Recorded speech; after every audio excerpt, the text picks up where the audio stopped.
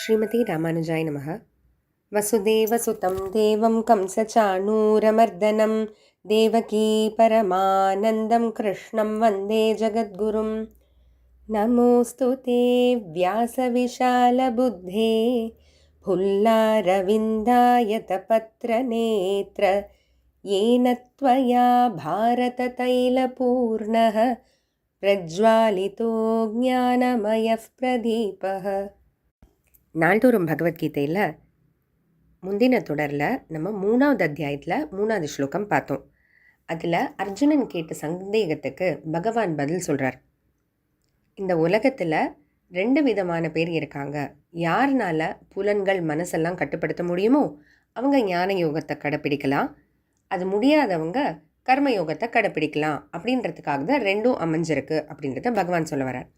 இப்போ 4வது ஸ்லோகத்தில் என்ன சொல்ல வரார் அப்படின்னா, ஞான யோகம் செய்யணுன்னாலும், அதாவது யாருக்கு புலன்களை அடக்க முடியும், மனதையும் அடக்க முடியும், அவங்க ஞான யோகம் செய்யலான்னு பகவான் சொன்னார் இல்லையா, அப்படிப்பட்டவங்க கூட கர்மயோகத்தை தாண்டி போக முடியாது. அதை செஞ்சுட்டு தான் இதுக்கு போக முடியும். அந்த படியை தாண்ட முடியாதுன்னு பகவான் இங்கே சொல்ல வரார். ஏன்னா அர்ஜுனன் என்ன நினைக்கிறான், சரி எப்படியா நம்ம புலன்களை மனசை கட்டுப்படுத்திடலாம் அப்படின்னா அப்போ இந்த கர்மயோகத்தை செய்ய வேண்டாமே, இந்த யுத்தத்தில் பங்கேற்க வேண்டாமே, அப்படியே காட்டுக்கு போயிடலாமே அப்படின்ற அந்த நினைப்பு இருந்தால் அது நடக்காதுன்னு பகவான் சொல்ல வரார்.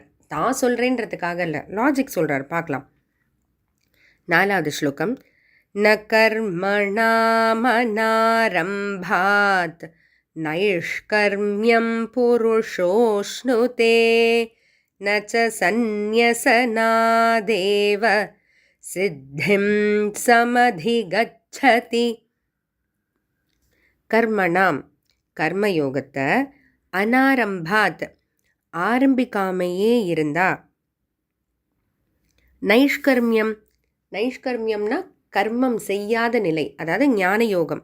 அந்த ஞான யோகத்தை புருஷக ந அஷ்ணுதே, அந்த ஞான யோகம்ன்ற அந்த நிலைக்கு போக முடியும்னு நினைக்காத அப்படின்னு பகவான் சொல்கிறார். அதாவது கர்மயோகத்தை நீ ஆரம்பிக்காம கர்மயோகத்தை செய்யவே செய்யாமல் ஞான யோகம்ன்ற அந்த நிலைக்கு நீ போக முடியும்னு நினைக்காத அர்ஜுனா அப்படின்னு தெளிவாக பகவான் சொல்கிறார். நச்ச சந்நியசாத், இல்லை கர்மயோகத்தை பாதியிலேயே விட்டுட்டு நீ ஆரம்பிச்சிட்ட, ஆனால் இல்லை கர்மயோகம் வேண்டான்னு நினச்சி கர்மயோகத்தை விட்டுட்டு நச்ச சித்திம் அதிகச்சதி. சித்திம், இந்த இடத்துல சித்திம்னா கிடைக்கக்கூடியதுன்னா ஞான யோகம். ஏன்னா அதுக்கு போகணுன்ட்டு தானே அர்ஜுனன் நினைக்கிறான் கர்மயோகத்தை விட்டுட்டு. அதனால் நீ கர்மயோகத்தை விட்டுட்டு நச்ச சித்திம் அதிகச்சதி, ஞான யோகத்துக்கு போயிடலாம், ஞான யோகம்ன்ற அந்த நிலையை அடைஞ்சிடலான்னு நீ நினைக்காத அப்படின்ட்டு பகவான் தெளிவாக சொல்கிறாரு. என்ன பகவான் சொல்ல வர்றாருனா, நம்ம அல்டிமேட்டாக அந்த ஆத்ம சாட்சா்காரம், ஆத்மாவை உண்மையாக உணரும் அந்த நிலைக்கு ஞான யோகத்தை தாண்டி தானே போகணும். அந்த ஞான யோகத்துக்கு டைரெக்டாக போக முடியாது, நேரடியாக போக முடியாதுன்னு பகவான் சொல்கிறார். கர்மயோகத்தை தாண்டி தான் போகணும். கர்மயோகத்தை ஆரம்பிக்கணும், அதை தொடர்ந்து செஞ்சுக்கிட்டே வரணும், மனசு தெளிவடையும். அந்த நிலையில் தான் ஞான யோகத்தை ஆரம்பிக்க முடியும்.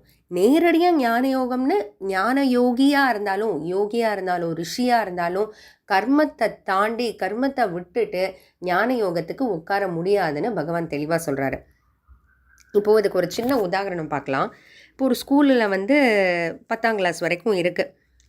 அந்த ஒரு அப்பா குழந்தைய கூப்பிட்டு போகிறாங்க. இந்த குழந்தைக்கு 7 வயசு. அப்போ 7 வயசு கொண்டு போய் ஸ்கூலில் விடுறாங்க. அப்போ அந்த ஸ்கூலில் விட்டு குழந்தெல்லாம் வீட்டுக்கு வருது. என்ன கிளாஸில் இருக்கான்னு அப்பா கேட்குறாங்க. 2ஆம் கிளாஸ்ன்னு சொல்லுது.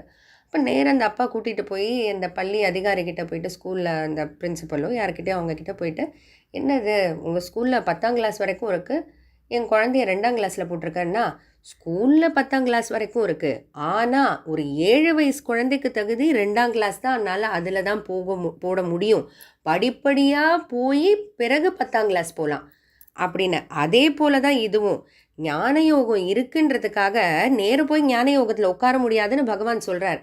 கர்மயோகத்தை தொடங்கி அதில் படிப்படியாக முன்னேறி மனசு தெளிவடைஞ்சு அப்புறம் அந்த நிலையில் போய் ஞான யோகத்தில் உட்காரலாமே தவிர ஞான யோகம்னு ஒன்று இருக்குன்றதுக்காக நேரடியாக போய் உட்காந்துட முடியாது. எப்படி இந்த ஸ்கூலில் 10ஆம் கிளாஸ் இருக்குன்றதுக்காக 7 வயசு குழந்தைய போய் 10ஆம் கிளாஸில் உட்கார வைக்க முடியாது இல்லையா?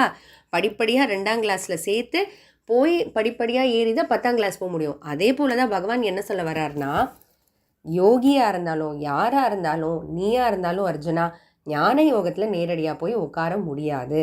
அதுக்குன்னு ஒரு தகுதி இருக்குது, அதுதான் கர்மயோகம். கர்மயோகத்தை செஞ்சுட்டே வந்து படிப்படியாக ஏறி தான் ஞான யோகத்தில் உட்கார முடியும்னு பகவான் இந்த ஸ்லோகம் மூலமாக சொல்கிறாரு. தொடர்ந்து பார்ப்போம். ஜெய் ஸ்ரீ கிருஷ்ணா.